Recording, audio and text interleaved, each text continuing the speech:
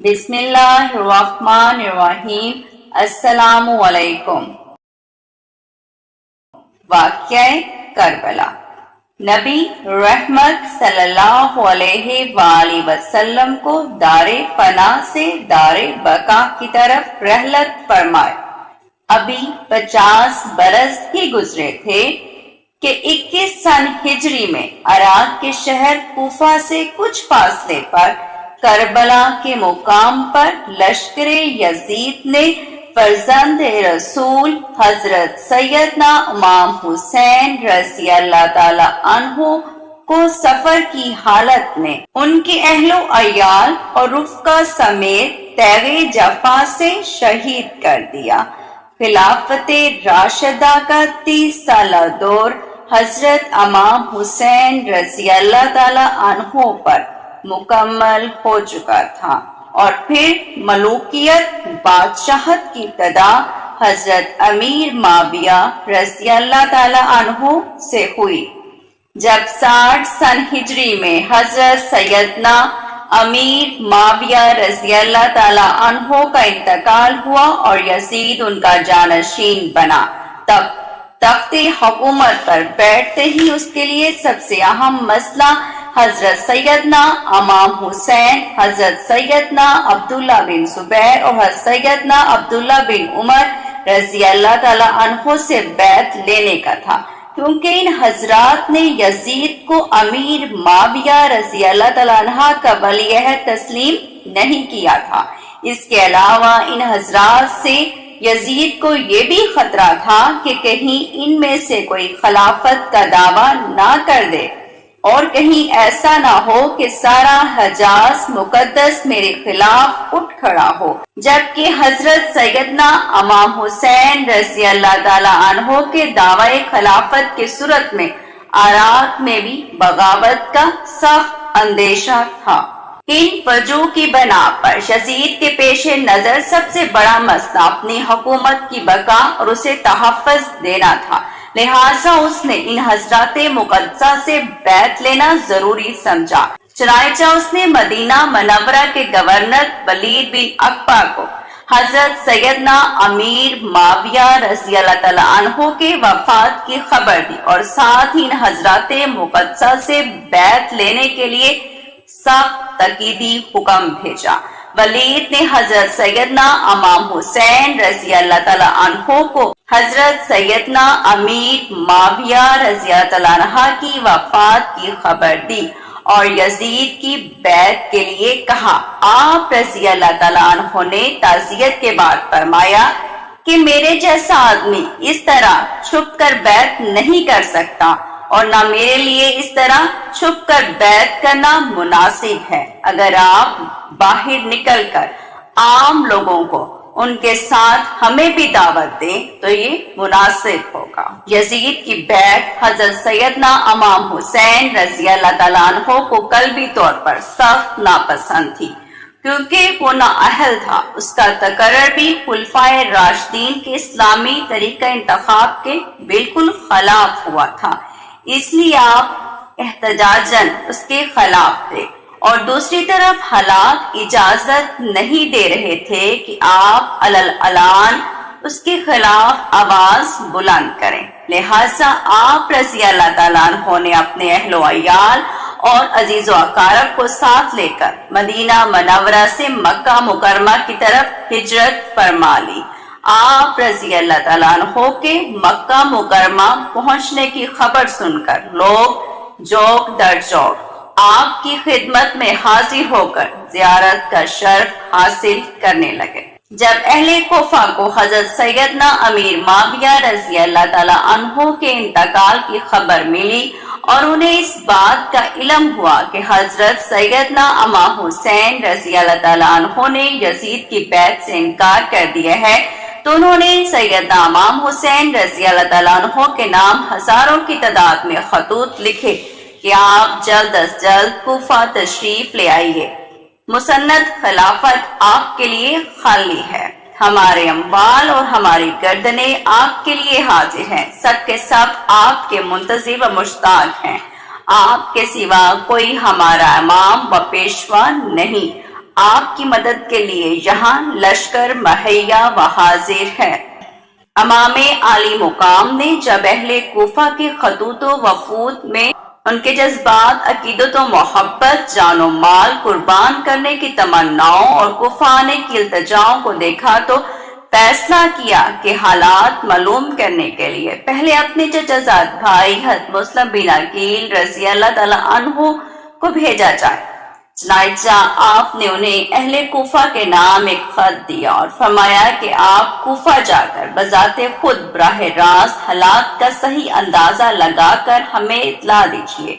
اگر حالات سازگار ہوں گے تو میں بھی آ جاؤں گا، اور اگر حالات نامناسب ہوں تو آپ بھی واپس تشریف لے آئیے۔ کہ اگرچہ امام حسین رضی اللہ تعالیٰ عنہ کی شہادت کی خبر مشہور تھی اور کوفیوں کی بے وفائی کا پہلے بھی تجربہ ہو چکا تھا، مگر جب یزید بادشاہ بن گیا تو اس کی حکومت و سلطنت دین اسلام کے لیے خطرہ تھی، اور اسی سبب سے اس کی بیعت ناروا تھی، اور وہ طرح طرح کی تدبیروں اور حیلوں سے چاہتا تھا کہ لوگ اس کی بیعت کر لیں۔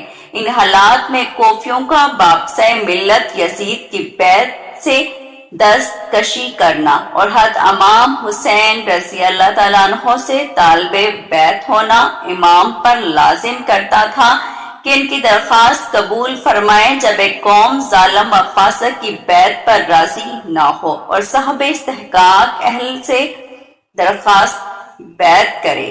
اس پر اگر وہ ان کی استدعا قبول نہ کرے تو اس کے یہ معنی ہوتے ہیں کہ وہ اس قوم کو اس جابر ہی کے حوالے کرنا چاہتا ہے۔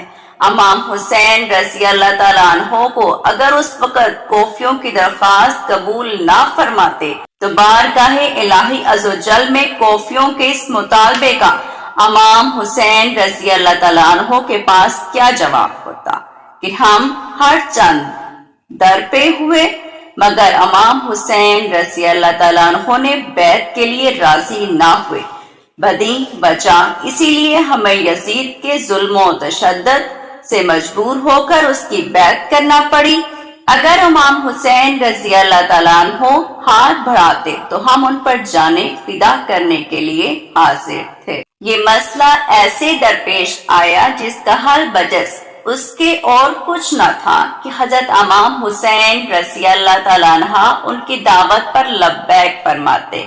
اگرچہ اکابر صحابہ کرام حضرت ابن عباس، حضرت ابن عمر، حضرت جابر، حضرت ابو سعید، حضرت ابو وقت لیثی وغیرہ ہم رضی اللہ تعالیٰ عنہ حضرت امام حسین رضی اللہ تعالیٰ عنہ کی اس رائے سے متفق نہیں تھے، اور انہیں کوفیوں کے عہد و مواثیق کا اعتبار نہ تھا۔ امام حسین رضی اللہ تعالیٰ عنہ کی محبت اور شہادت، امام حسین رضی اللہ تعالیٰ عنہ کی شہرت ان سب کے دلوں میں اختلاج پیدا کر رہی تھی، گو کہ یہ یقین کرنے کی بھی کوئی وجہ نہ تھی کہ شہادت کا یہی وقت ہے اور اسی سفر میں یہ مرحلہ درپیش ہوگا، لیکن اندیشہ منع تھا۔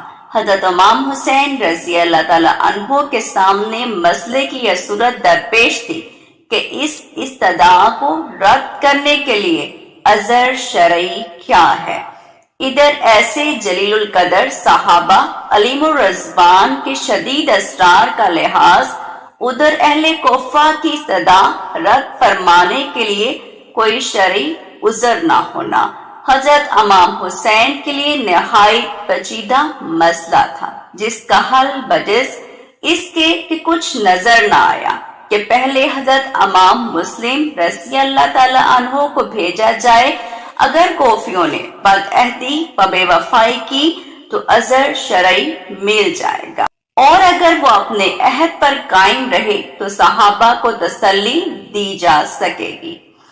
حضرت سیدنا مسلم بن عقیل رضی اللہ تعالیٰ عنہ نے اہل کوفہ کی بے پناہ عقیدت و محبت کو دیکھ کر حضرت سیدنا امام حسین رضی اللہ تعالیٰ عنہ کی خدمت میں لکھ بھیجا کہ ہزاروں افراد نے میرے ہاتھ پر بیعت کر لی ہے، اور یہاں کے سب لوگ آپ کی تشریف آوری کے منتظر ہیں۔ آپ فوراً تشریف لے آئیں۔ حضرت سیدنا امام حسین رضی اللہ تعالیٰ عنہ اس اطلاع کے بعد کوفہ جانے کا عزم صمیم کر لیا، اور ادھر کوفہ میں جو فساد برپا ہو چکا تھا اس کی آپ کو اطلاع نہیں ہوئی تھی۔ حضرت سیدنا امام حسین رضی اللہ تعالیٰ عنہ نے 3 ذوالحجہ 60 سن ہجری کو اپنے اہل بیت و خدام وغیرہ کل 82 افراد کو ہمراہ لے کر راہ عراق اختیار فرمائی۔ راستے میں حضرت سیدنا امام حسین رضی اللہ تعالیٰ عنہ کو کوفیوں کی بدعہدی اور حضرت سیدنا مسلم بن عقیل رضی اللہ تعالیٰ عنہ کی شہادت کی خبر مل گئی تھی۔ اس پر امام حسین کے رفقا کی آراء مختلف ہوئی، اور ایک بار آپ رضی اللہ تعالیٰ عنہ نے بھی واپسی کا قصد ظاہر فرمایا، لیکن بہت گفتگو کے بعد یہی طے پایا کہ سفر جاری رکھا جائے اور واپسی کا خیال ترک کر دیا جائے۔ حضرت سیدنا امام حسین رضی اللہ تعالیٰ عنہ نے بھی اس رائے سے اتفاق کیا اور قافلہ آگے چل دیا، یہاں تک کہ حضرت سیدنا امام حسین رضی اللہ تعالیٰ عنہ نے کربلا میں نزول فرمایا۔ یہ محرم الحرام 61 سن ہجری کی 2 تاریخ تھی۔ آپ رضی اللہ تعالیٰ عنہ نے اس مقام کا نام دریافت کیا تو معلوم ہوا کہ اس جگہ کو کربلا کہتے ہیں۔ حضرت سیدنا امام رضی اللہ تعالیٰ عنہ کربلا سے واقف تھے، اور آپ کو معلوم تھا کہ کربلا ہی وہ جگہ ہے جہاں اہل بیت رسالت کو راہ حق میں اپنے خون کی ندیاں بہانی ہوں گی۔ انہی دنوں آپ رضی اللہ تعالیٰ عنہ کو حضور سید عالم صلی اللہ علیہ وآلہ وسلم کی زیارت ہوئی۔ حضور صلی اللہ علیہ وآلہ وسلم نے آپ کو شہادت کی خبر دی اور آپ کے سینہ مبارک پر دست اقدس رکھ کر دعا فرمائی، اے اللہ حسین کو صبر و اجر عطا فرما۔ پھر ابن زیاد نے سیدنا امام حسین رضی اللہ تعالیٰ عنہ کو ایک خط لکھ بھیجا کہ یزید کی بیعت کر لیجئے۔ جب وہ خط آپ رضی اللہ تعالیٰ عنہ کے پاس پہنچا تو آپ نے اسے پڑھ کر پھینک دیا، اور خط لانے والے قاصد سے فرمایا کہ اس وقت میرے پاس اس کا کوئی جواب نہیں۔ ایلچی نے آ کر ابن زیاد کو بتایا تو جواب سن کر ابن زیاد کا غصہ بھڑک اٹھا۔ اس نے لوگوں کو جمع کیا، فوجیں تیار کی اور ان کا سپہ سالار عمر بن سعد کو بنایا جو ملک رے کا ولی تھا۔ اولاً اس نے پہلو تہی سے کام لیا۔ اس پر ابن زیاد نے کہا کہ یا تو لڑنے کے لیے تیار ہو جا یا پھر رے کی حکومت چھوڑ کر گھر بیٹھ جا۔ ابن سعد نے رے کی حکومت اختیار کی اور 22,000 سوار اور پیادہ لشکر لے کر نواسہ رسول حضرت امام حسین رضی اللہ تعالیٰ عنہ سے لڑنے چل پڑا، یہاں تک کہ یہ لوگ دریائے فرات کے کنارے پر قابض ہو کر قافلہ سیدنا امام حسین رضی اللہ تعالیٰ عنہ اور پانی کے درمیان حائل ہو گئے۔ یہاں یہ کارروائی ہوئی کہ سب خیمے ایک دوسرے کے قریب کر دیے گئے۔ خیموں کے پیچھے خندق کھود کر اسے نرکل وغیرہ خشک لکڑیوں سے بھر دیا گیا۔ اب امام حسین کے رفقا ان کاموں سے فارغ ہو کر سیدنا امام حسین رضی اللہ تعالیٰ عنہ کی خدمت میں حاضر ہوئے ہیں، اور سیدنا امام حسین رضی اللہ تعالیٰ عنہ اپنے اہل اور ساتھیوں سے فرما رہے ہیں کہ صبح دشمن سے ہمارا مقابلہ ہے۔ میں نے باخوشی تم سب کو اجازت دی، ابھی رات باقی ہے، جہاں جگہ پاؤ چلے جاؤ، اور ایک ایک شخص میرے اہل بیت میں سے ایک ایک کو ساتھ لے جاؤ۔ اللہ عز و جل تم سب کو جزائے خیر دے۔ دیہات و بلاد میں متفرق ہو جاؤ، یہاں تک کہ اللہ تعالیٰ بلا ڈالے۔ دشمن جب مجھے پائیں گے تمہارا پیچھا نہیں کریں گے۔ یہ سن کر امام کے بھائیوں، صاحبزادوں، بھتیجوں اور عبداللہ بن جعفر کے بیٹوں نے عرض کی کہ ایسا ہم کس لیے کریں؟ اس لیے کہ آپ رضی اللہ تعالیٰ عنہ کے بعد زندہ رہیں۔ اللہ عز و جل ہمیں وہ منحوس دن نہ دکھائے کہ آپ نہ ہوں اور ہم زندہ رہیں۔ یہاں تک کہ ابن سعد نے اپنے لشکر کے ساتھ امام حسین رضی اللہ تعالیٰ عنہ اور آپ کے رفقا پر حملہ کر دیا۔ آپ کے رفقا و احباب و برادران و شہزادگان ایک ایک کر کے شہید ہوتے چلے گئے۔ تقریباً 50 سے زائد افراد شہید ہو گئے اور بالآخر حضرت سیدنا امام حسین رضی اللہ تعالیٰ عنہ کو بھی بڑی بے دردی کے ساتھ شہید کر دیا گیا۔ یزید بن معاویہ ابو خالد اموہ وہ بدبخت شخص ہے جس کی پیشانی اہل بیت کرام علیہم الرضوان کے بے گناہ قتل کا سیاہ داغ ہے۔ یہی وہ شخص ہے جس پر ہر زمانے میں پوری دنیا اسلام ملامت کرتی رہی ہے اور قیامت تک اس کا نام حقارت سے لیا جائے گا۔ محرمات سے نکاح اور سود وغیرہ ممنوعات کو بھی اس بے دین نے علانیہ رواج دیا۔ مدینہ طیبہ و مکہ مکرمہ کی بے حرمتی بھی کرائی۔